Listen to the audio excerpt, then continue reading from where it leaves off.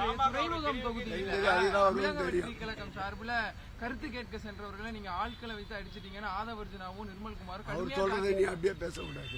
அப்படி சொல்லியிருக்காங்க. என்ன நடந்த பப்ளிக்கும் தாவேக்காக தான் சண்டை.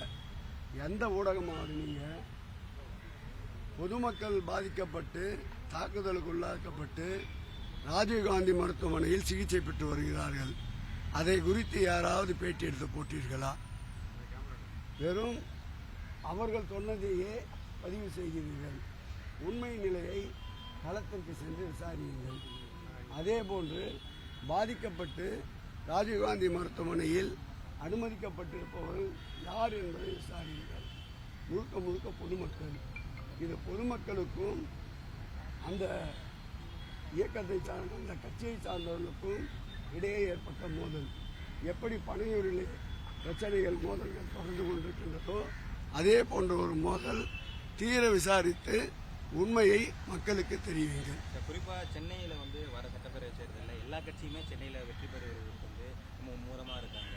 சென்னையில திமுகவின் இருவர்ண கொடிதான் பட்டோடி வீசி பறக்கும். கிழக்கு சூரியன் குறிக்கின்ற இடம். ஆகவே சூரியனை சின்னமாக கொண்டிருக்கின்ற இந்த இயக்கம்தான் சுடரொளி வீசி பறக்கும். செயின்ட் ஜார்ஜ் கோட்டை என்னாலும் எங்கள் முதல்வர் வசம்.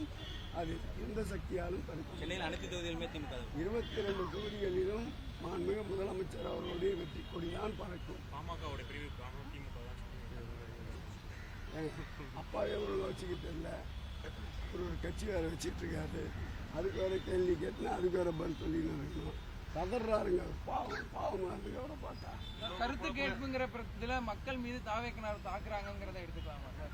இல்ல, நீங்க போய் உண்மையை விசாரிங்கன்ற.